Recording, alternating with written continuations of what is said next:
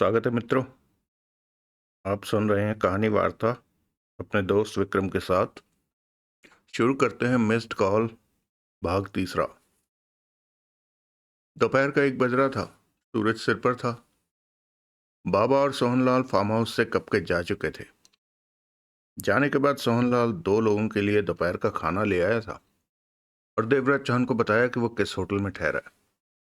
देवराज चौहान ने लंच किया।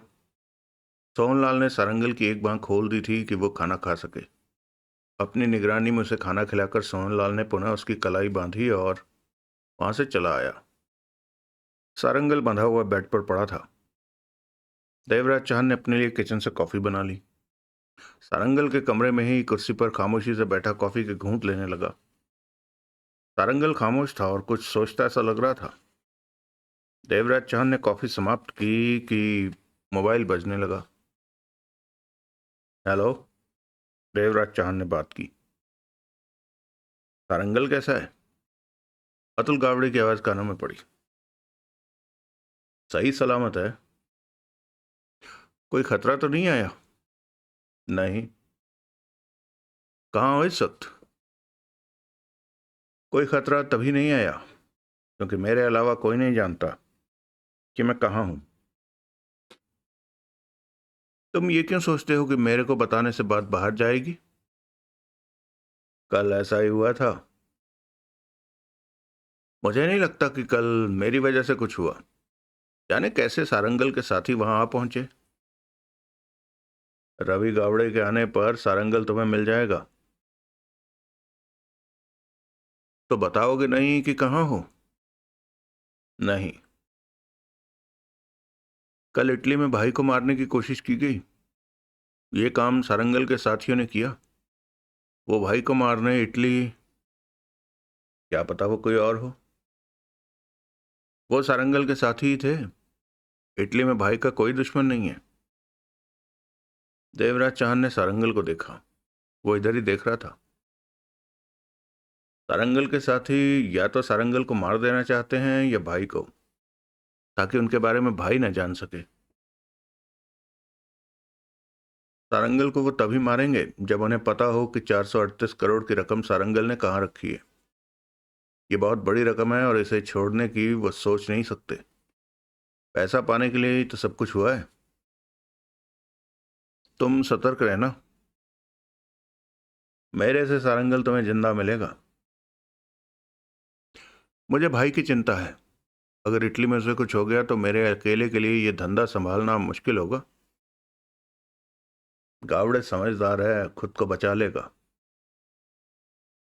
पता नहीं क्या हो रहा है।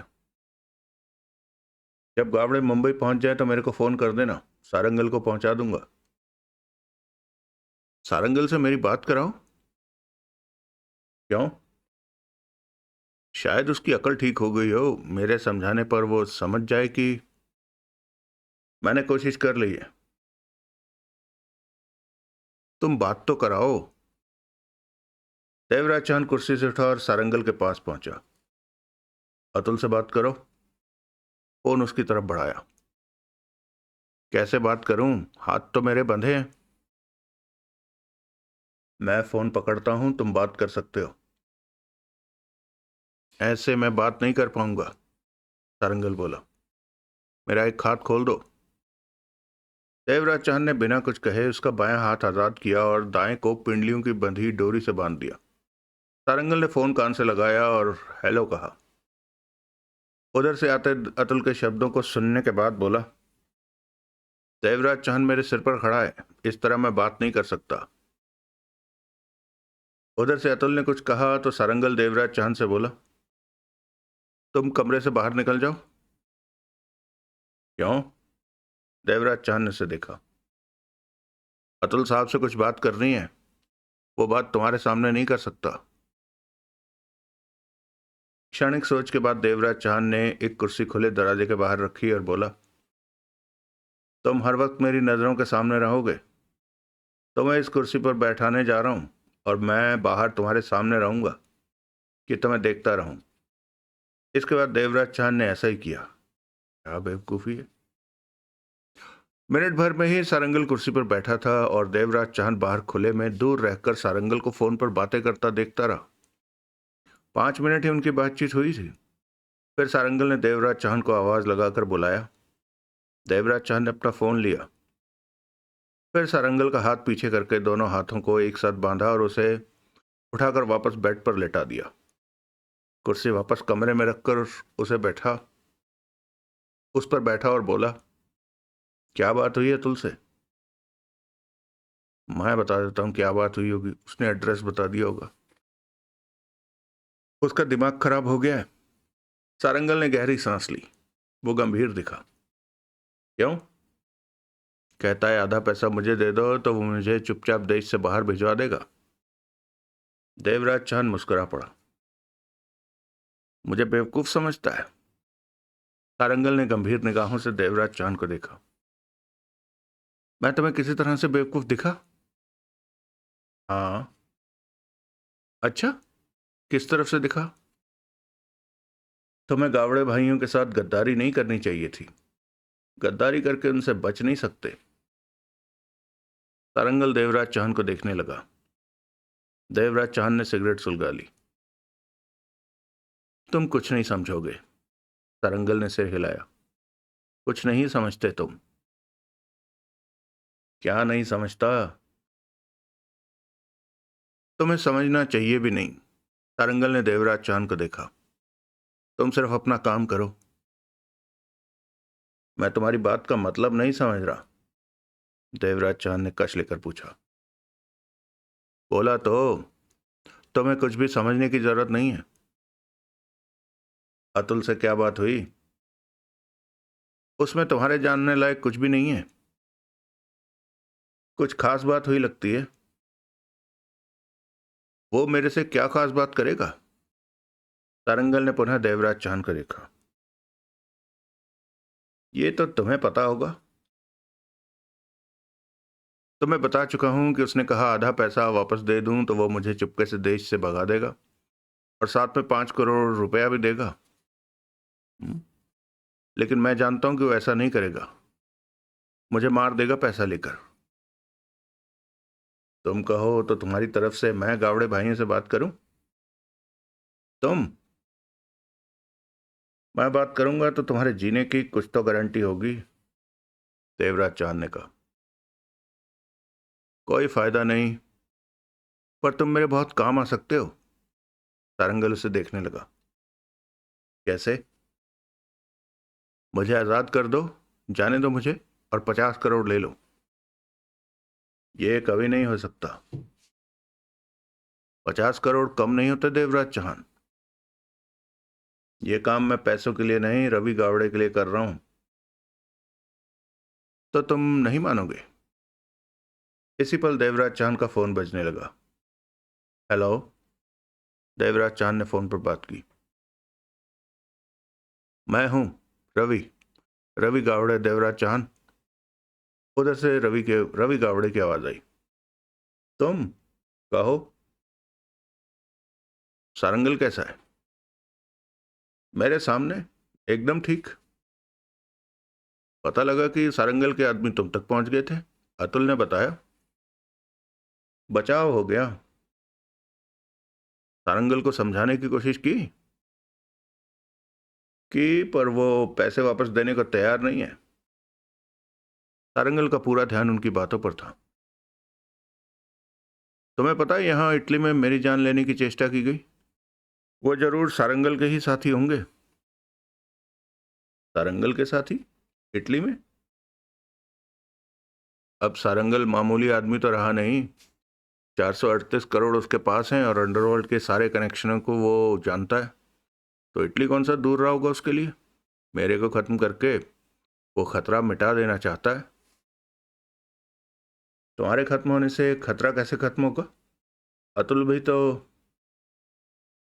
अतुल इतना काबिल नहीं है कि मेरे बिना सब कुछ संभाल सके। मैं मर गया तो सारंगल अतुल को भी खत्म कर देगा। कैसे तुम्हारी जान लेने की चेष्टा की गई?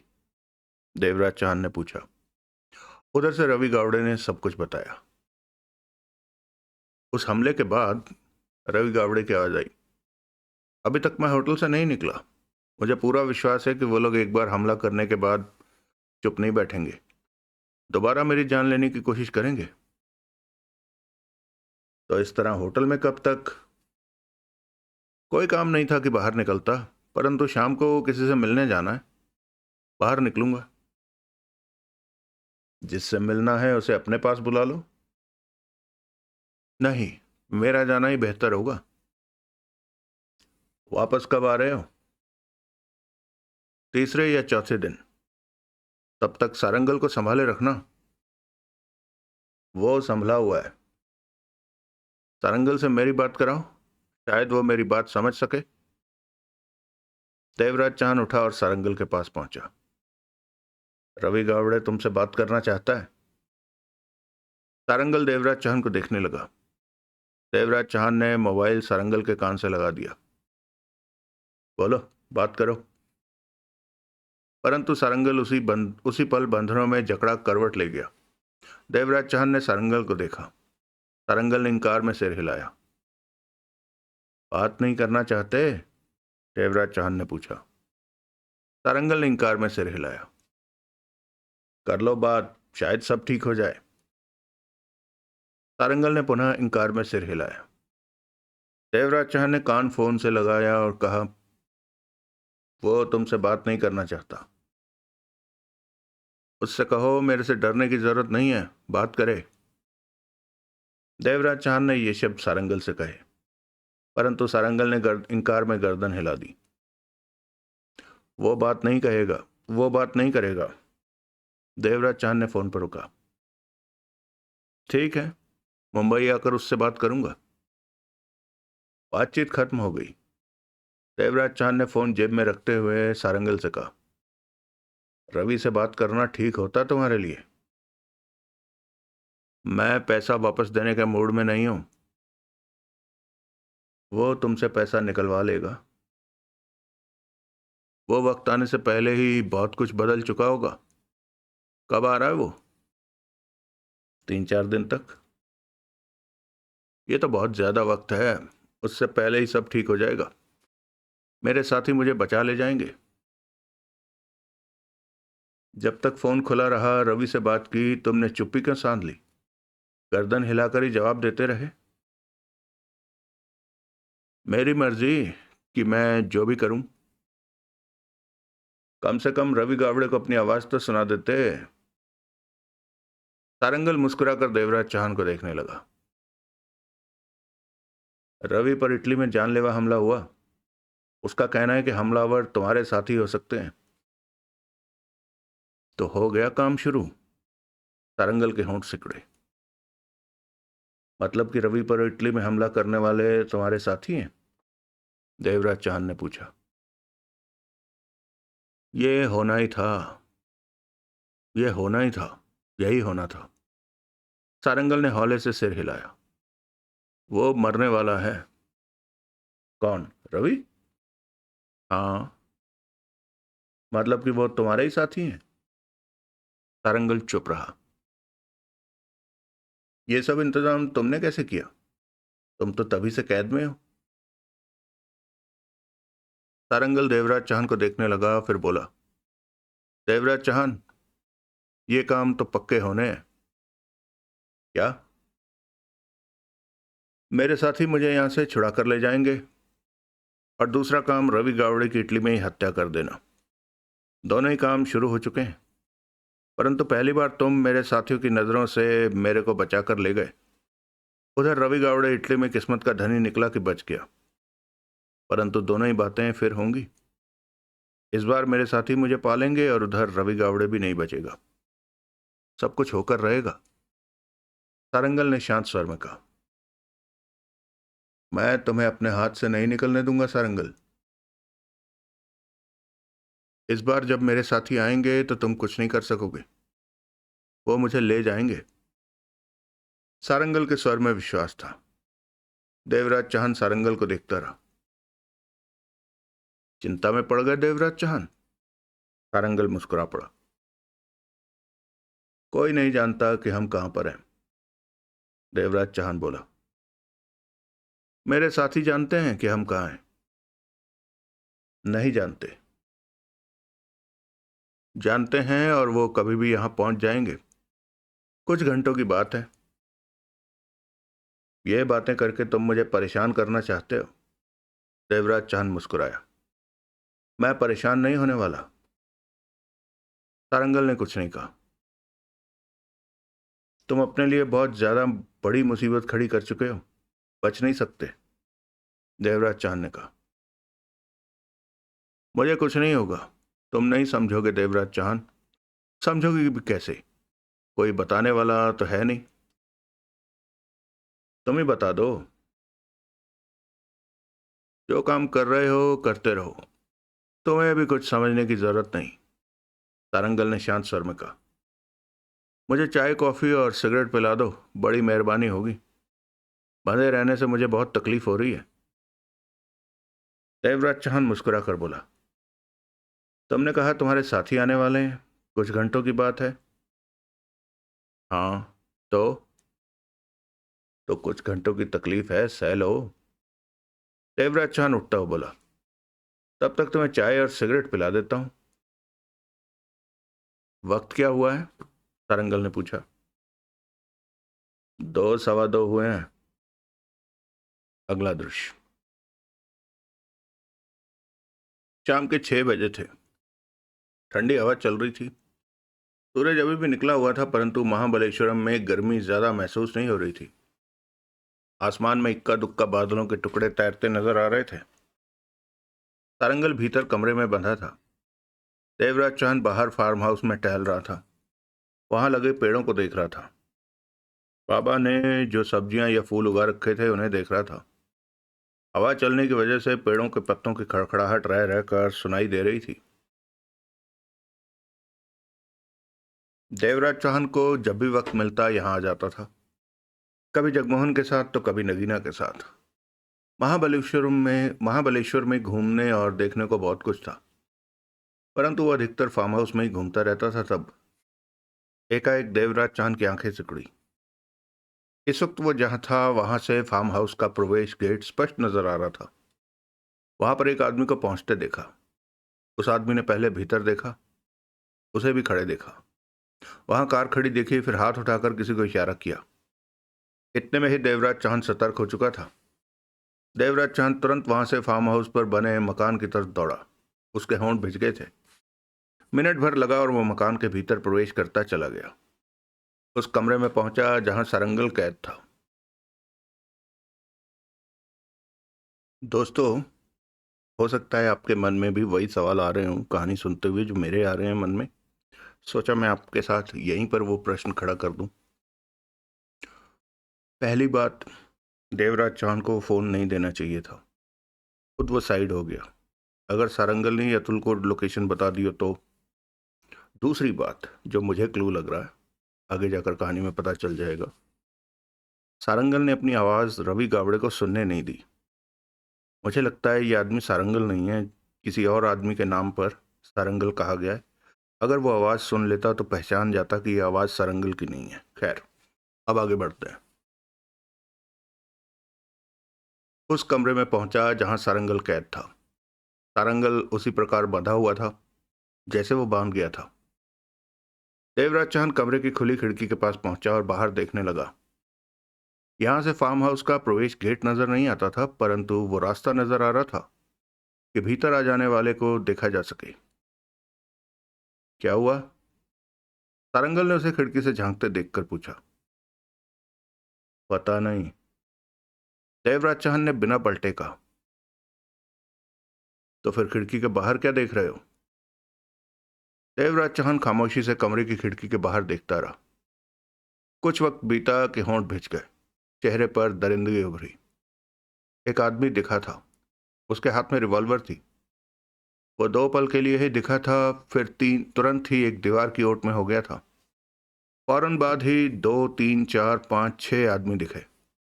वो वहां अलग अलग जगहों पर फैलते चले गए, बेआवाज। हर तरफ शांति थी, कहीं भी आहट नहीं हो रही थी।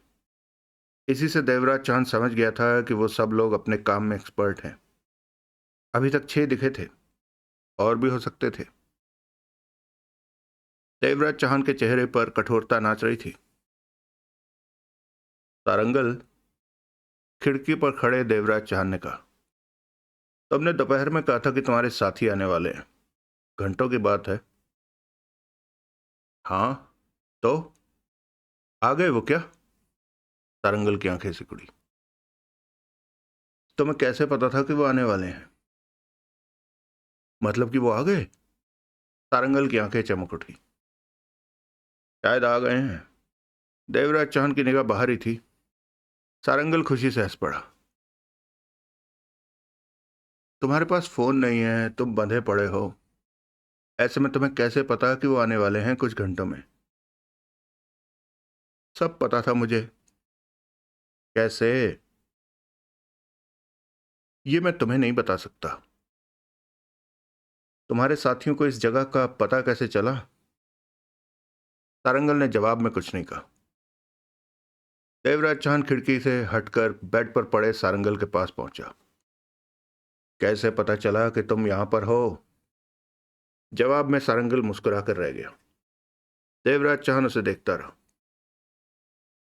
मैंने कहा था ना देवराज चौहान, मेरे साथी मुझे बचा ले जाएंगे। सारंगल बराबर मुस्कुरा रहा था। वो कितने हैं?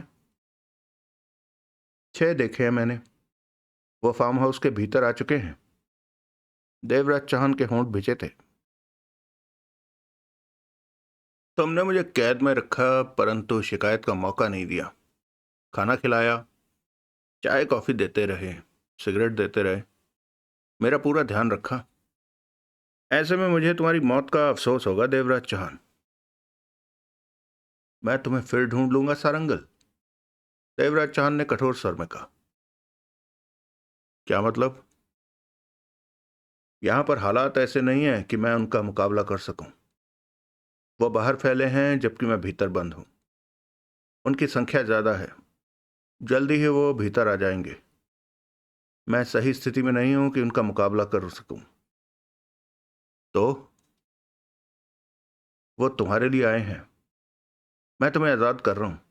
यहां से बाहर जाओ और उनके साथ चले जाओ।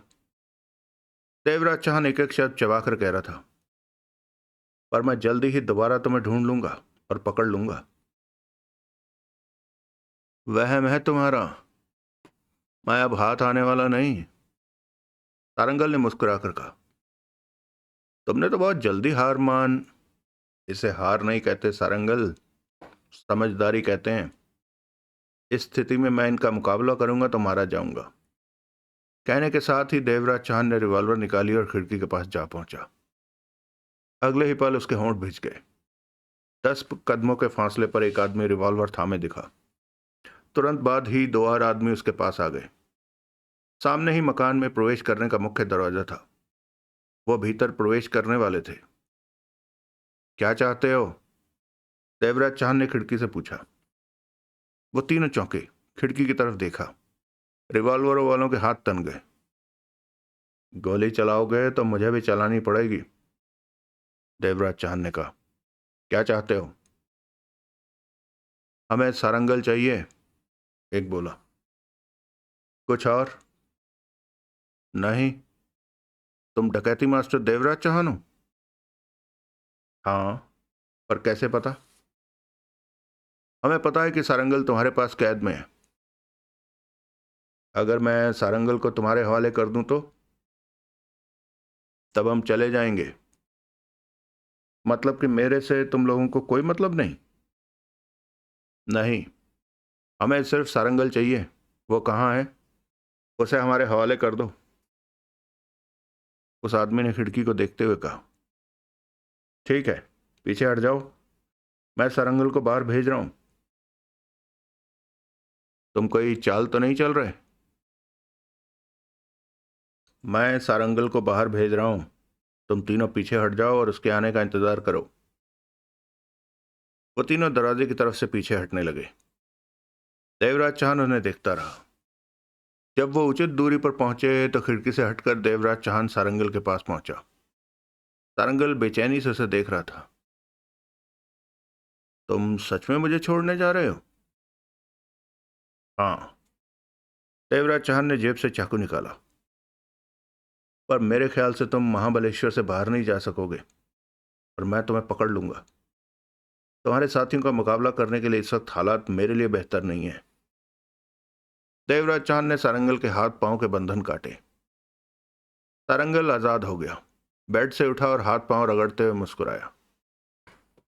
तुम बहुत समझदार हो देवराज चौहान। सारंगल हंसा। कैसे? उनका मुकाबला न करके तुमने अपनी जिंदगी बचा ली। हवा के रुख को खूब पहचानते हो। पर यह मत सोचना कि मैंने तुम्हें छोड़ दिया है। तुम आजाद हो गए हो। 1-1.5 घंटे बाद तुम फिर मेरे पास मेरी कैद में हो गए। अब जाओ, बाहर तुम्हारे साथी तुम्हारा इंतजार कर रहे हैं। देवराज चांद होंठ भींचकर बोला। Bye bye. सारंगल हाथ हिलाता दरवाजे की तरफ बढ़ा। अब हम कभी नहीं मिलेंगे देवराज चौहान। सारंगल कमरे से दरवाजे से बाहर निकल गया। देवराज चौहान तुरंत खिड़की पर पहुंचा।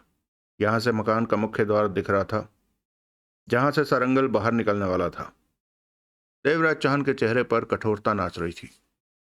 वो सारंगल के साथियों का यहां तक पहुंच जाने की वजह से हैरान था कि उन्हें यहां का पता कैसे चला।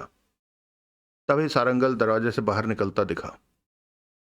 वो खुश था, मुस्कुरा रहा था। उन तीनों की तरफ देखकर उसने हाथ हिलाया और आगे बढ़ा। अगले ही पल देवराज चौहान की आंखें फैलती चली गई। वो हक्का बक्का ठगा सा खिड़की में खड़ा का खड़ा रह गया। आंखों पर भरोसा नहीं हुआ कि वो जो देख रहा है वो सही है।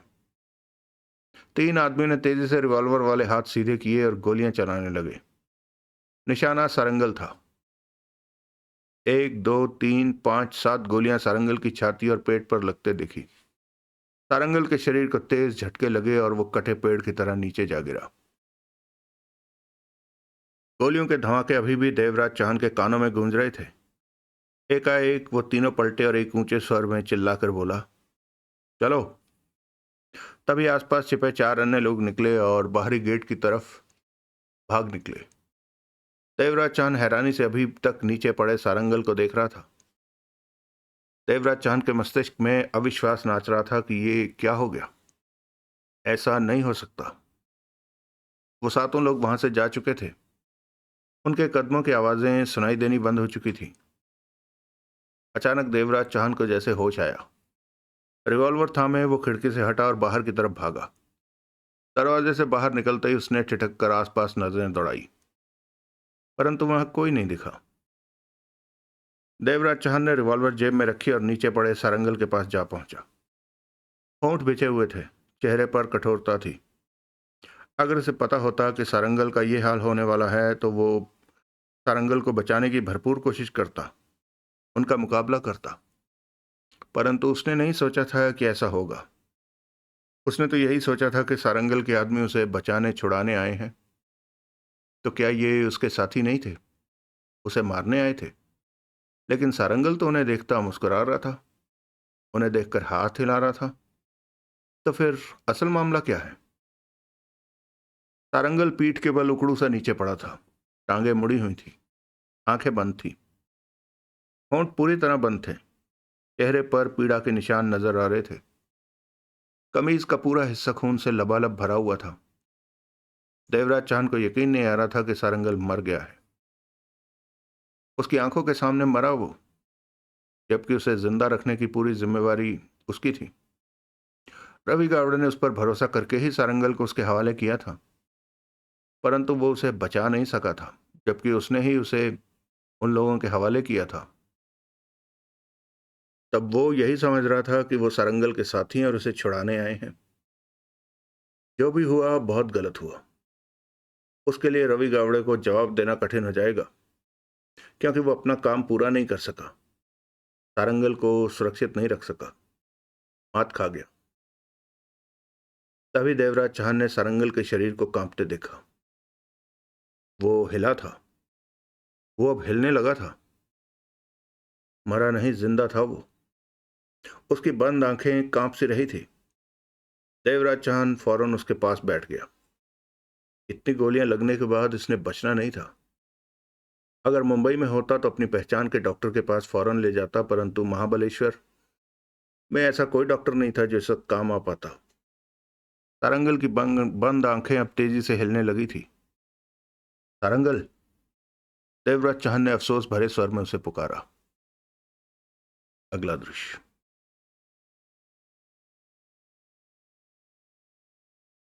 अंधेरा छा चुका था। तारे चमक रहे थे। ठंडी हवा चल रही थी।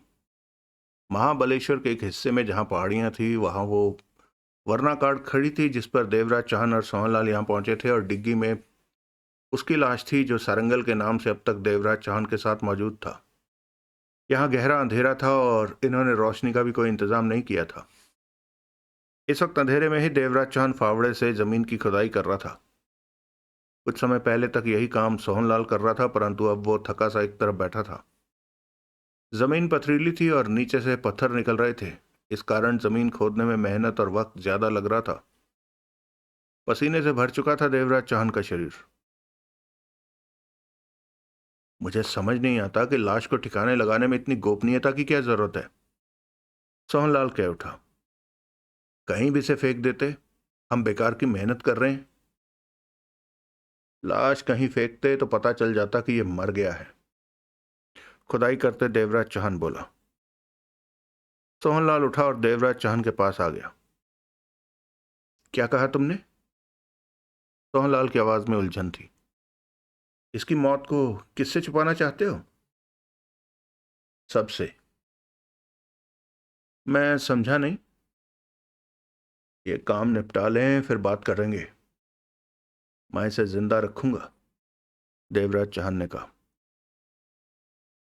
तुम्हारी बातें मेरी समझ में नहीं आ रही हैं कि आखिर तुम्हारा मतलब क्या है। देवराज चौहान ने काफी बड़े हो चुके गड्ढे से मिट्टी निकाली और बाहर निकलकर बोला, मेरे ख्याल में ये काफी रहेगा। काफी है। चलो लाश को लाएं। देवराज चौहान फावड़ा एक तरफ रखता हुआ बोला। दोनों कार तक पहुंचे। सोहनलाल ने डिग्गी खोली। भीतर उकड़ू सी ठुसी लाश पड़ी थी। दोनों ने उसे संभाला और गड्ढे तक लाकर भीतर डाल दिया। फिर सोहनलाल फावड़े से गड्ढे को मिट्टी से भरने लगा। देवराज चौहान ने उस अंधेरी जगह को देखा। यहां आते समय उन्होंने इस बात का पूरा ध्यान रखा था कि उनका पीछा न किया जा रहा हो, परंतु पीछा नहीं किया गया था। अगला दृश्य। वापस फार्म हाउस पहुंचकर देवराज चौहान और सोहनलाल नहाए, कपड़े बदले। वहां पर देवराज चौहान के पहले से ही कपड़े पड़े थे, वही सोहनलाल ने पहने। रात के 10:30 बज रहे थे। देवराज चौहान ने बोतल निकालकर अपने लिए गिलास तैयार किया। सोहनलाल तो पीता ही नहीं था। देवराज चौहान गंभीर था और सोचें उसके चेहरे पर नाच रही थी। कभी कभी चेहरा सख्त हो उठता था। घूंट भरने के बाद वो कुर्सी पर जा बैठा। गिलास हाथ में ही था। सोहनलाल सोफे पर अधलेटा सा बैठा उसे देख रहा था। बोला, अब बताओ। देवराज चौहान ने पुनः घूंट भरा और गिलास एक तरफ रखकर सिगरेट सुलगा ली। तुमने फोन से उसके चेहरे की तस्वीरें ठीक से ले ली थी ना, कि वो पहचाना जा सके? देवराज चौहान ने पूछा। तस्वीरें स्पष्ट हैं, सोहनलाल ने कहा। तस्वीरों को मेरे मोबाइल पर भेज दो। सोहनलाल ने सहमति से सिर हिलाकर कहा। क्या चल रहा है तुम्हारे दिमाग में? बहुत कुछ। तुम ही कहो कि इस सारे मामले में तुम क्या कहते हो? अतुल गावड़े ने तुम्हें सारंगल को सौंपा कि तुम उसकी देखभाल करो। रवि गावड़े जब आए तो उसके सामने उसे पेश कर दो।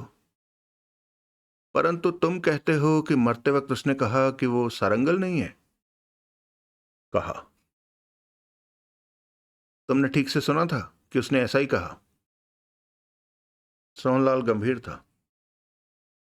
उसने यही कहा था, देवराज चौहान ने दृढ़ स्वर में कहा।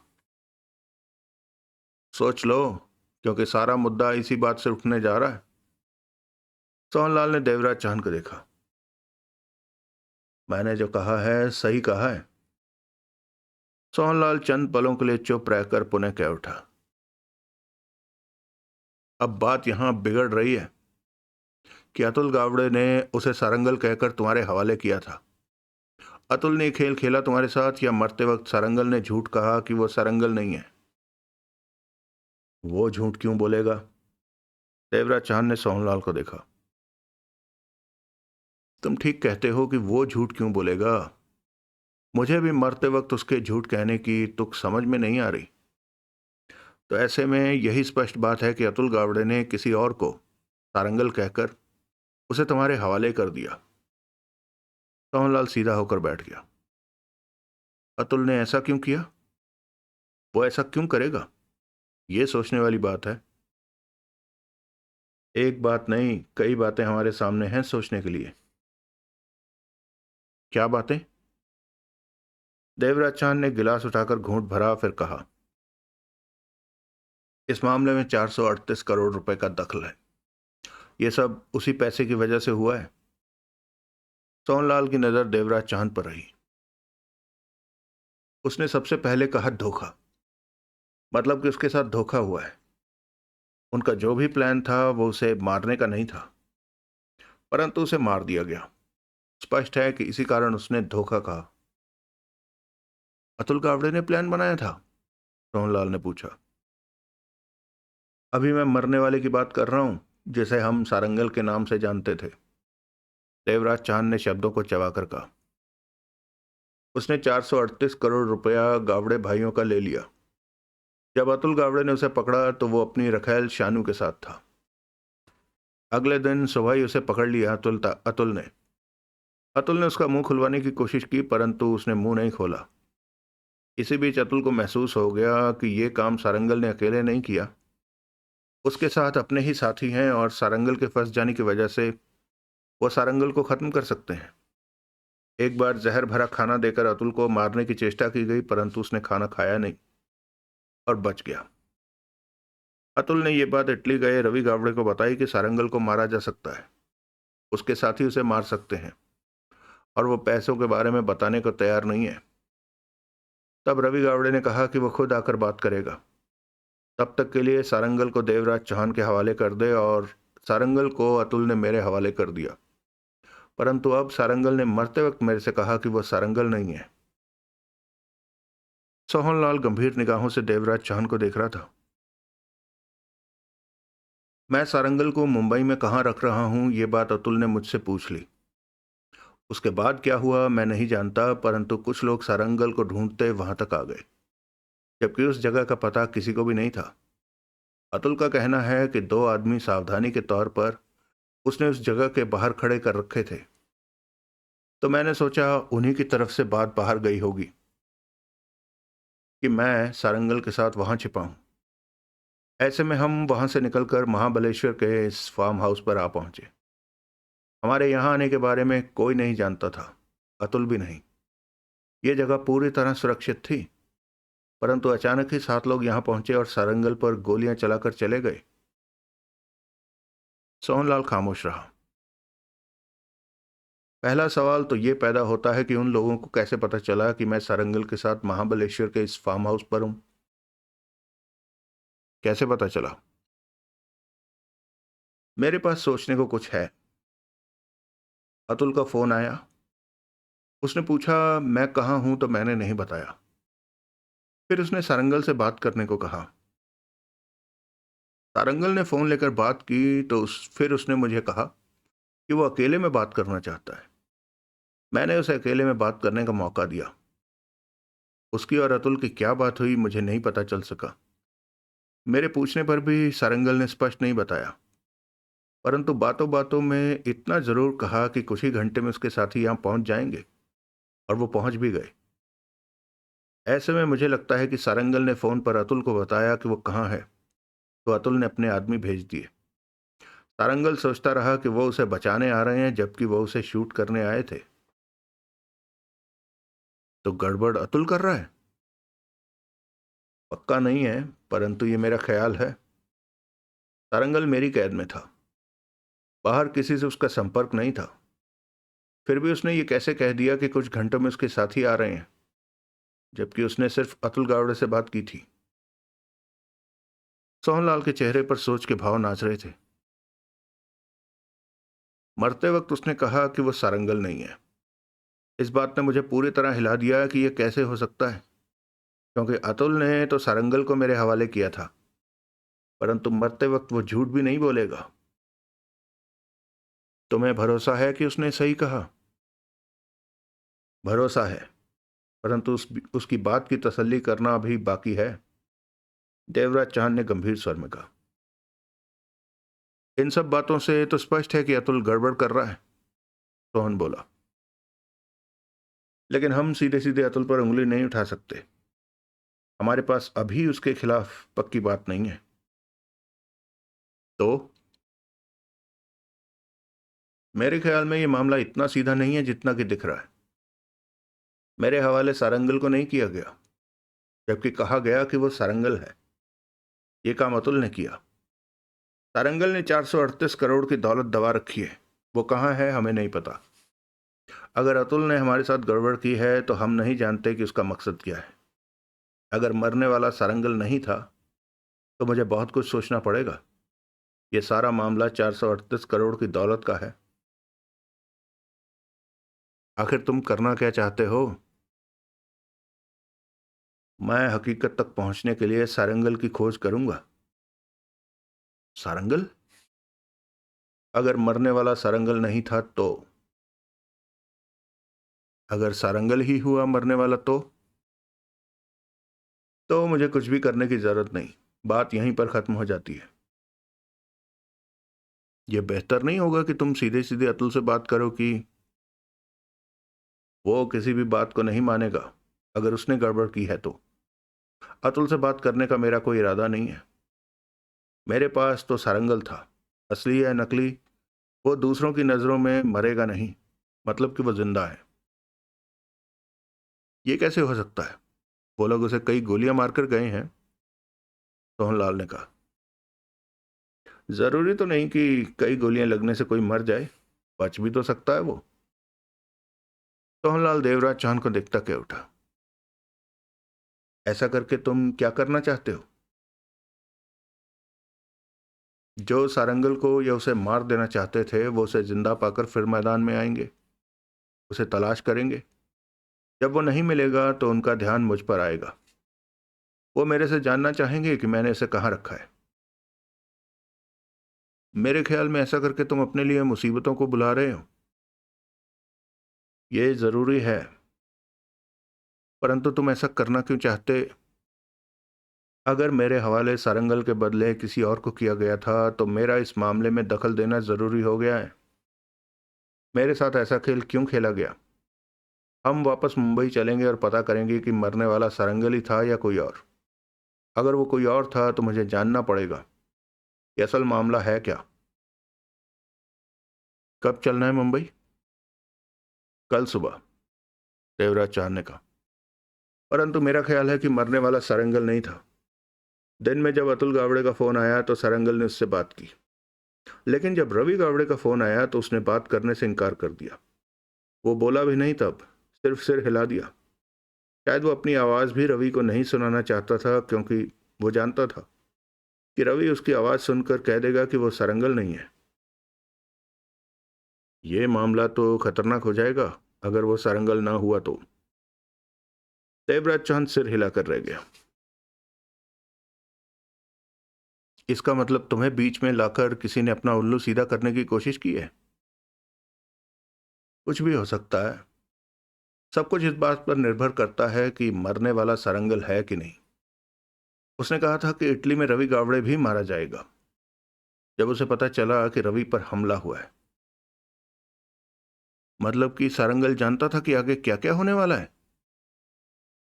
पर वो ये नहीं जानता था कि उसकी हत्या भी होने वाली है। वो यही कहता रहा कि उसके साथी उसे छुड़ाकर ले जाएंगे और इस दौरान मुझे भी मार देंगे। परंतु उन्होंने मुझे नहीं मारा, मुझे छोड़ गए और उसे मार गए। क्या वो उसके साथी ही थे? कम से कम वो लोग वही थे जिनके आ पहुंचने का सारंगल को इंतजार था, देवराज चांद ने गंभीर स्वर में कहा। कल मुंबई पहुंचकर मैं अपने ढंग से काम करूंगा और तुम मुझ पर निगाह रखोगे। अगर कोई मेरा पीछा करता है तो तुमने पीछा करने वालों पर नजर रखनी है और देखना है कि वो कहाँ जाता है।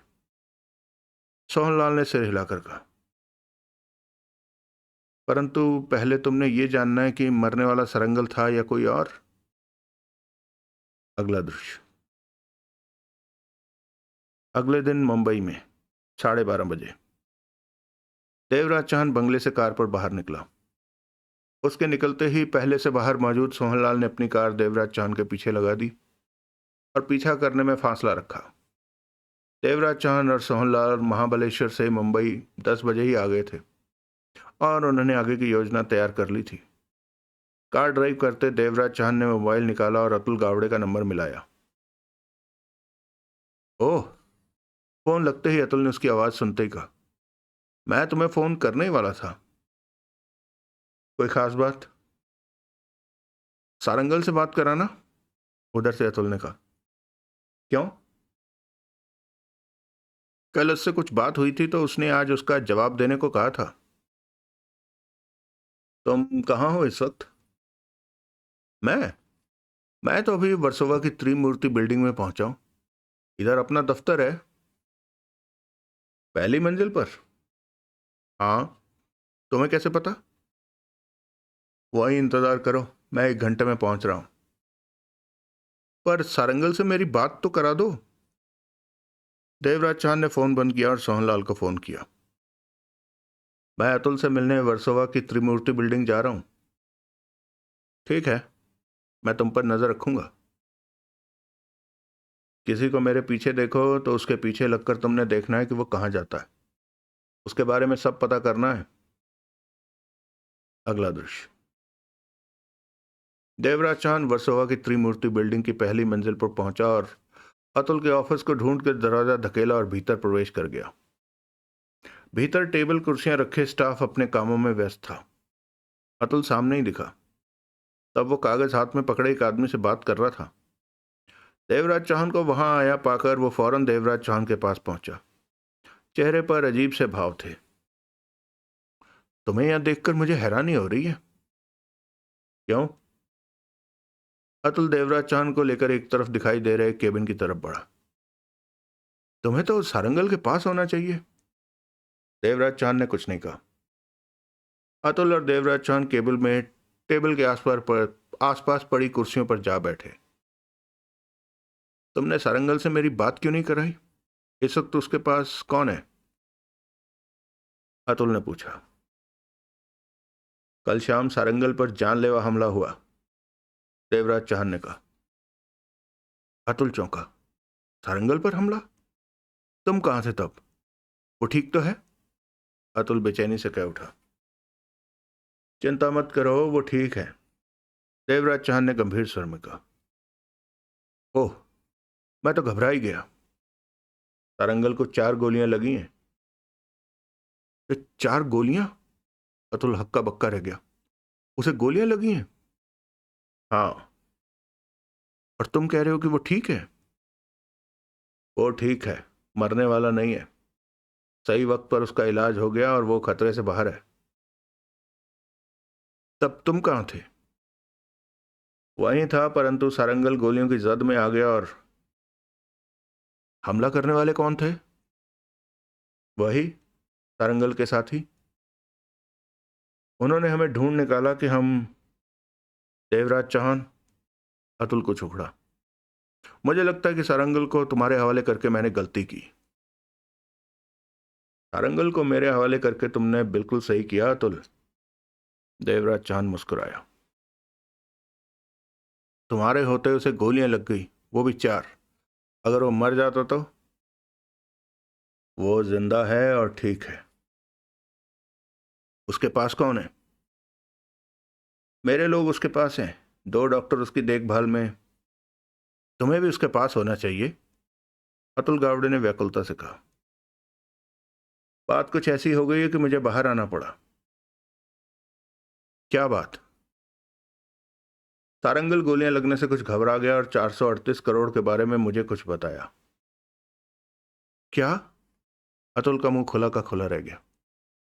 उसने बता दिया कि पैसा कहां पर है? कुछ कुछ। क्या कुछ कुछ? ये मत पूछो। क्या मतलब? सारंगल ने तुम्हें हमारे पैसे के बारे में बताया और तुम कहते हो कि इस बारे में मैं ना पूछूं? तुम्हें पैसा चाहिए ना? हाँ। तारंगल के बताए अनुसार वो मैं तलाश करके तुम्हारे हवाले करूंगा। तलाश करना हमें आता है। तुम बताओ कि सारंगल ने तुम्हें कहा क्या? ये नहीं बता सकता। ये मेरे और उसके बीच की बात है। पैसा मैं ही तलाश करके तुम्हें दूंगा। अतुल ने देवराज चांद को देखा। देवराज चांद ने सिगरेट सुलगा ली। तुम कुछ छिपा रहे हो देवराज चांद, अतुल सख्त स्वर में बोला। क्या छिपा रहा हूं? देवराज चांद मुस्कुराया। ये तो पता नहीं, पर तुम कुछ छिपा जरूर रहे हो। तुम्हारी बातें मेरी समझ में नहीं आ रही। इसमें ना समझने वाली कौन सी बात है? सारंगल मेरे सामने मुंह खोलने को तैयार नहीं था, तो तुम्हें कैसे बता दिया कि पैसा कहाँ है? स्पष्ट नहीं बताया, परंतु इशारा दिया कि पैसा कहाँ है। उसने इस सिलसिले में थोड़ी सी बात मुझे इसलिए बता दी कि गोलियां लगने से वो मौत के खौफ से डर गया था। मैंने तुरंत उसके लिए डॉक्टर का इंतजाम करके उसे बचा लिया।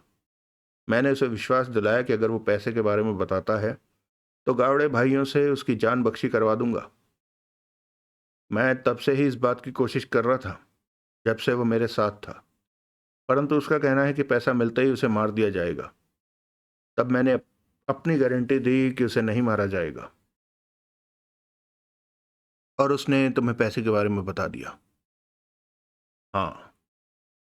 अतुल गावड़े आंखें सिकोड़े देवराज चौहान को देखने लगा। मैं सारंगल से मिलना चाहता हूं देवराज चौहान। अतुल एकाएक कह उठा। क्यों? मुझे कुछ ठीक नहीं लग रहा। तुम्हारी कहीं बातों का मैं तालमेल नहीं बिठा पा रहा हूं। मैं सारंगल से मिलना, अभी उससे कोई नहीं मिल सकता। मैं भी नहीं, अतुल ने तीखे स्वर में कहा। तुम भी नहीं। वो घायल है, कठिनता से उसे बचाया गया है। उसे ठीक हो लेने दो। मैं उसे देखना चाहता हूं कि वो ठीक है कि नहीं। वो ठीक है।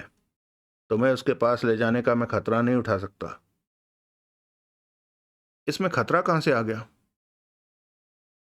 कुछ लोग सारंगल की जान के पीछे हैं। मैंने सारंगल को बचाने की जिम्मेवारी ली है। तुम्हें वहां ले गया तो कोई हमारा पीछा भी कर सकता है। नहीं तो तुम्हारे मुंह से ही बात निकल सकती कि मैंने इसे कहां रखा। क्या बच्चों जैसी बात कर रहे हो कि? अतुल ने झलाकर कहना चाहा। जो भी हो, तुम अभी उससे नहीं मिल सकते। देवराज चांद ने इंकार में सिर हिलाया। मैं उससे जरूर मिलूंगा, अतुल ने गुस्से से कहा। देवराज चांद ने सख्त निगाहों से अतुल को देखा। अतुल के दांत भिज गए। अपने को शांत रखो अतुल। अभी तुम सारंगल से नहीं मिल सकते। वो ठीक तो है? हाँ, वो ठीक है। लेकिन तुम्हारी बातों से मुझे कुछ ठीक नहीं लग रहा। हमला कहां पर हुआ उस पर? महाबलेश्वर के एक फार्म हाउस पर। तुम सारंगल के साथ महाबलेश्वर में थे? हाँ। अब सारंगल कहाँ है? मैं नहीं बता सकता। कम से कम इतना तो बता दो कि महाबलेश्वर में है या मुंबई में। अतुल गुस्से से बोला। महाबलेश्वर में। किसी हॉस्पिटल या नर्सिंग होम में? अब तुम नया सवाल पूछ रहे हो। मुझे समझ में नहीं आता कि ये बातें तुम मुझसे क्यों छिपा रहे हो। सावधानी के तौर पर। कल ही सारंगल मरते मरते बचा है। उसकी जिम्मेवारी मुझ पर है। आधी रात के बाद जाकर वो खतरे से बाहर हुआ है। तब तक मेरी जान अटकी रही। अब मैं उसे और खतरे में नहीं डालना चाहता। तुम्हें मेरी मजबूरी समझनी चाहिए। सारंगल के साथी कौन है जो उसकी जान लेना चाहते हैं? ये मैं नहीं जानता, परंतु मेरे ख्याल से वो अपने ही आदमियों में से कोई है। तुमने उन्हें देखा? हाँ, परंतु मैं किसी को पहचान नहीं सका कि वो कौन है। तुम्हें किसी पर तो शक होगा कि वो सारंगल का साथी। सही पूछो तो मैं सारंगल के साथी के रूप में हर किसी पर शक कर रहा हूं। तभी तो सारंगल को तुम्हारे हवाले किया कि वो सुरक्षित रह सके, परंतु तुम भी उसे ठीक से संभाल नहीं सके। वो सही है, जिंदा है। मैं एक बार सारंगल को देखना चाहता हूं। रवि कब आ रहा है? भाई 3 दिन तक लौटेगा। तो तभी सारंगल से मिल लेना, जल्दी मत करो उसे देखने की। अतुल देवराज चाहन को देखने लगा, फिर होंठ भींचे बोला, कुछ तो गड़बड़ है देवराज चाहन। क्या गड़बड़ है? यही तो मैं समझ नहीं पा रहा। तुम जो भी सोचो, मुझे उस पर कोई मतलब। तुम्हें सारंगल ने पैसे के बारे में क्या बताया? ऐसे सवाल मत पूछो जिनके जवाब के बारे में मैं पहले ही मना कर चुका हूं।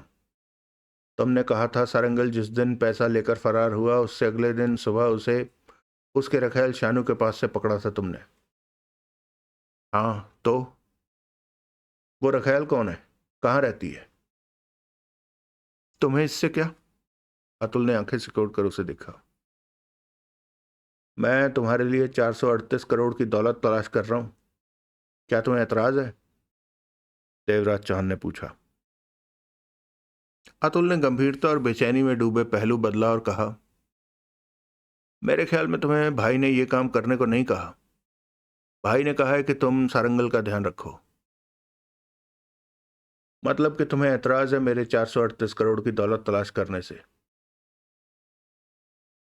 तुम्हें सारंगल से जो कुछ पता चला है वो मुझे बता दो, मैं पैसा ढूंढ लूंगा।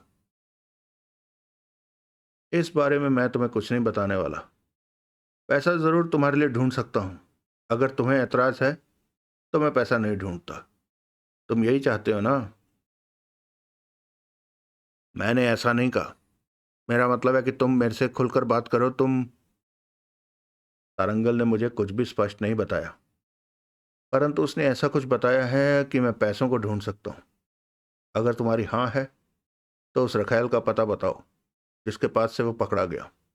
नहीं तो मैं। ठीक है, तुम पैसे को ढूंढो। अतुल ने सोच भरे स्वर में सिर हिलाया।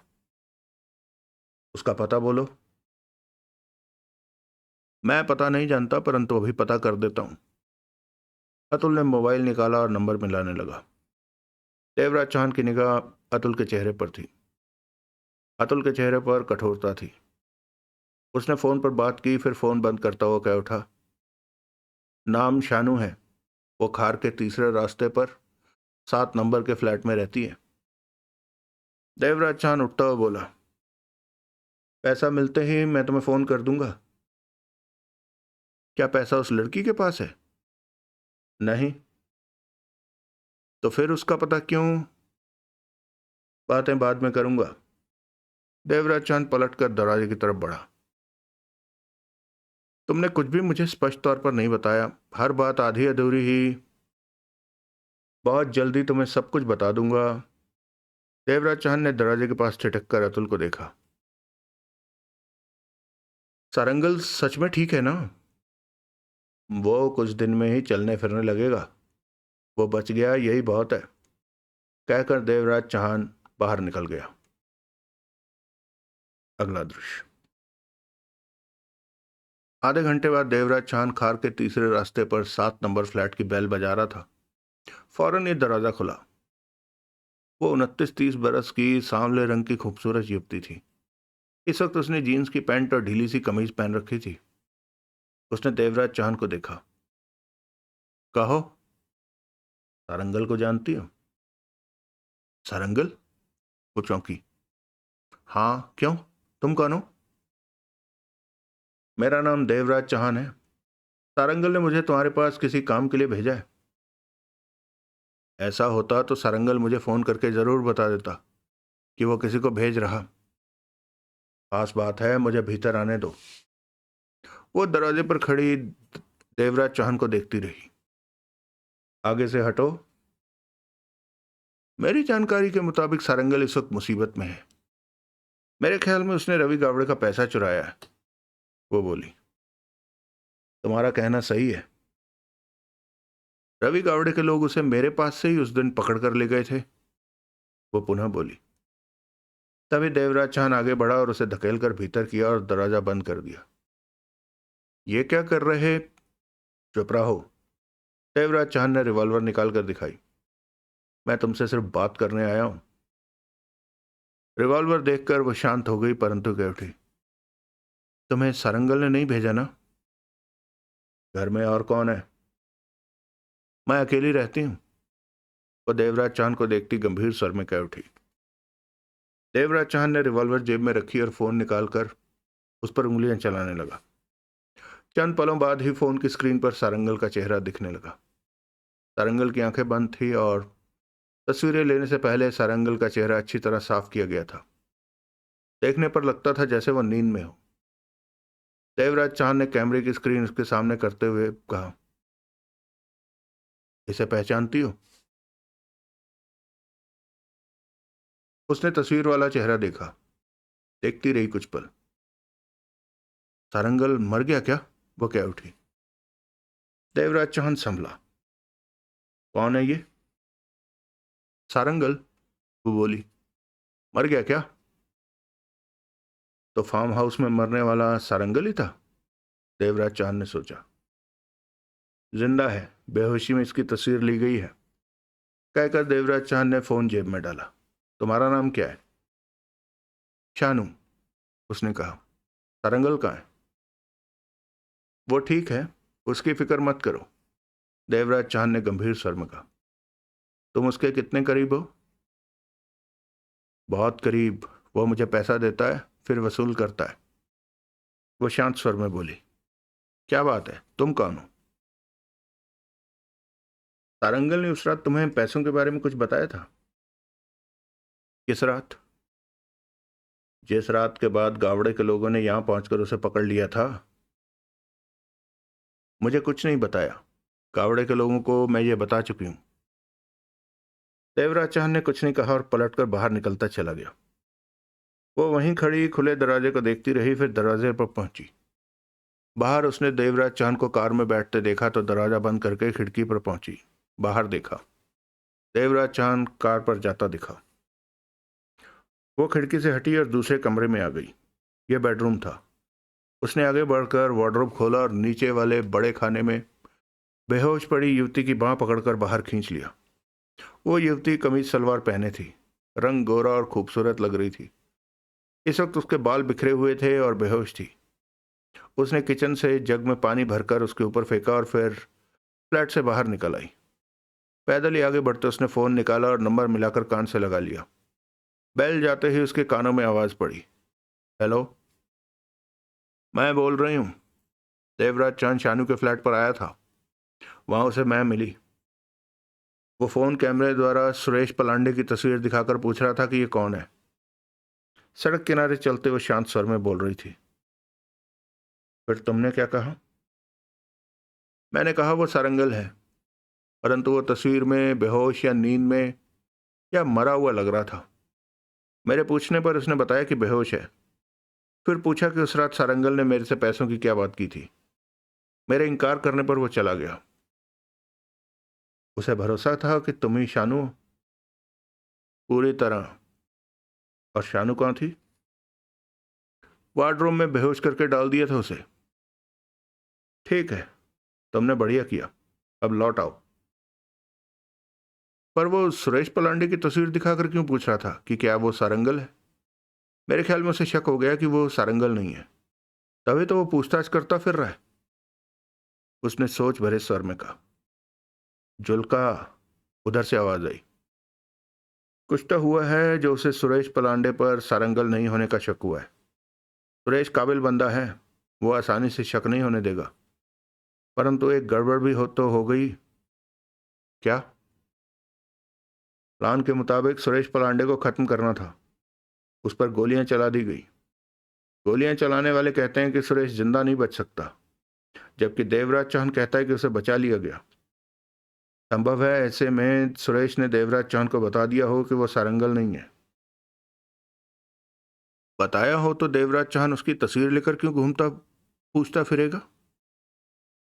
ये बात भी ठीक है। सुरेश के पास बताने को बहुत कुछ है। वो सब देवराज चौहान को पता चल जाए तो उसे कुछ पूछने की जरूरत नहीं रहेगी। अगर सुरेश मर जाता तो देवराज चौहान इस मामले से अलग हो जाता। यही हमारी योजना थी, पहले देवराज चौहान को इस मामले में जोड़ना और सुरेश रूपी सारंगल को मारकर देवराज चौहान को मामले से अलग कर देना। परंतु सुरेश के बच जाने से सब कुछ गड़बड़ हो गया। मैं वहां पहुंच रही हूं, जुल्का ने कहा। तब इस मुद्दे पर बात करेंगे। चलिए दोस्तों, मेरे दोनों शक सही निकले। सारंगल नहीं था वो, क्योंकि उसे शक था कि रवि गावड़े को आवाज आ जाती। कहानी कुछ बिगड़ी हुई है, लेकिन असली मुजरिम मुझे लग रहा है ये अतुल गावड़े ही है, बेईमान आदमी। हैरानी की बात यह है कि भाई भाई का नहीं हो सकता है, भले कहानी में ही कितनी बड़ी वो होगी। खैर ठीक है, लेकिन कुछ ज्यादा ही रेपिटेशन बार बार हो रही है। उसने ये कहा, इसने ये कहा। कहानी कम चल रही है और डायलॉग बाजी ज्यादा है। आप लोगों को कैसी लगी बताइएगा। अभी तक तो खैर पहला एपिसोड भी नहीं पहुंचा होगा आप लोगों तक, लेकिन फिर भी जब मिले तो बताना जरूर।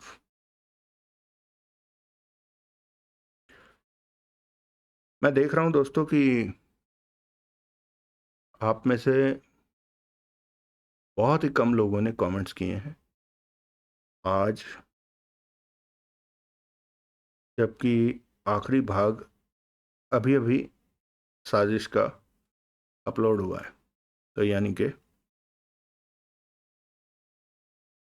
उस पर तो अभी कमेंट्स नहीं आए होंगे, लेकिन